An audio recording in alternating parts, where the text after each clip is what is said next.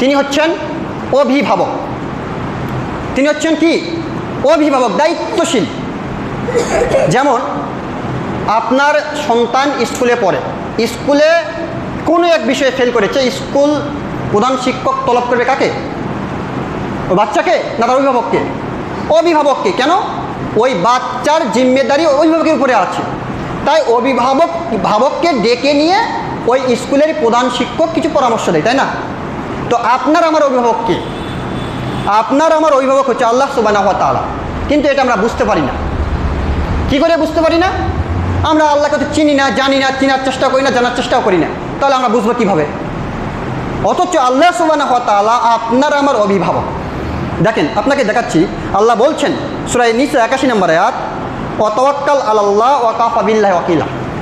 তোমরা আল্লাহর উপরে ভরসা করো আর আল্লাহ তোমাদের জন্য যথেষ্ট হয়ে যাবে। তা আজকে আপনার ছেলের চাকরি নেই, আপনি এমপির পাশে বেড়াচ্ছেন 20 লক্ষ টাকা ঘুষ দেওয়ার জন্য। চাকরি কে দিবে? 20 জনের টাকা নিবে, একজনকে চাকরি দিবে। তখন আপনি বাড়িতে এসে খালি হাতে ফিরে এসে হাই হুতাশ করবেন, হবে না? কারণ আপনার অভিভাবক আল্লাহ সুবহানাহু ওয়া তাআলা ছিল, কিন্তু আপনি তো আল্লাহর ভরসা করেননি। আপনি করেছেন এমপি মন্ত্রীর উপরে ভরসা। আজকে আপনি দেখছেন না, ছেলে যখন মারা যাচ্ছে তখন ওই ব্যক্তি তার স্ত্রী সন্তানের দায়িত্ব তার পিতামাতা হাতে তুলে দিচ্ছে। বাবা, আমি তো চলে যাচ্ছি, আমার সন্তান আমার স্ত্রী থাকলো, তোমরা একটু দেখে রাখিও। কোনো মাখলুকের ক্ষমতা আছে অন্য মাখলুককে দেখে রাখার? তার উচিত ছিল, তার বলা উচিত ছিল যে আল্লাহ, আমি হয়তো আমার জীবন শেষ, হায়াত শেষ হয়ে যাচ্ছে, আমার স্ত্রী থাকলো, আমার সন্তান থাকলো, তুমি দেখে রাখিও।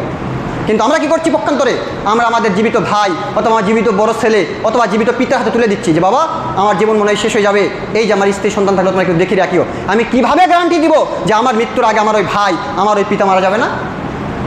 তাহলে তখন আমার স্ত্রী সন্তানকে কে দেখে রাখবে? আল্লাহ সুবহানাহু ওয়া তাআলা যথেষ্ট ছিল মুসা আলাইহিস সালামের জন্য, কিন্তু আজকে এই বনি আদমের এই উম্মতে মুহাম্মাদের জন্য যথেষ্ট আমরা মনে করছি না। দেখেন মুসা আলাইহিস সালামের জন্য কীভাবে যথেষ্ট ছিল। যখন ফেরাউনের সৈন্য মুসা আলাইহিস সালামকে ধরার জন্য ধাওয়া করছিল, তখন মুসা আলাইহিস সালাম এবং তার সৈন্য এমন একটা পর্যায়ে চলে গেল, সাগর পাহাড় পিছনে সৈন্য, যাওয়ার কোনো রাস্তা নেই। তখন মুসা আলাইহিস সালামের সঙ্গী সাথে বলছে, কলা আসহাবি মুসা, মুসার সঙ্গী সাথে বলছে, ইন্না লা মুদরাকুন, আজকে আমরা বন্দী। কেন? সাগর আছে, পাহাড় আছে, ফেরাউনের সৈন্য আছে, যাওয়ার কোনো রাস্তা নেই।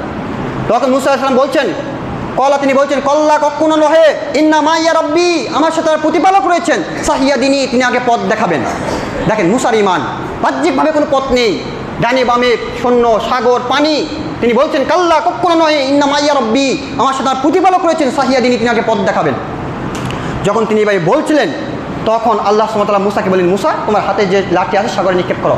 যখনই সাগরে নিক্ষেপ করেছে ফান ফালাকা, তখন 12টি রাস্তা তৈরি হয়ে গেছে। কুল্লু ফিরকিন কাত্তাউদিল আজিম, যেখানে সাগরে পানির গভীরতা ছিল 500 কিলোমিটার, সেখানে স্থির পানি 500 কিলোমিটার দাঁড়িয়ে আছে। যেখানে পানির গভীরতা ছিল 1000 কিলোমিটার, 1200 কিলোমিটার, সেখানে স্থির পানি 1200 কিলোমিটার, 1000 কিলোমিটার দাঁড়িয়ে আছে, মাঝখান দিয়ে রাস্তা।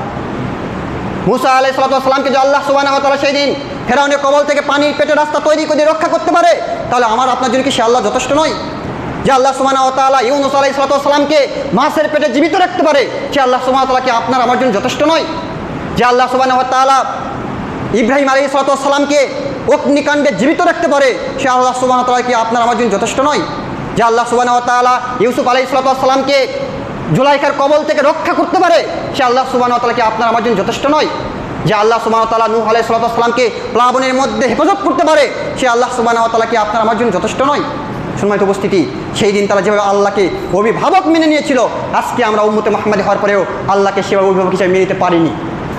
যদি পারতাম, তাহলে আল্লাহ যে বলছেন তার একটি নাম আল ওয়াকিল, তিনি হচ্ছেন অভিভাবক, তাহলে অবশ্যই তিনি আমাদের অভিভাবকের দায়িত্ব পালন করবেন, করছেন।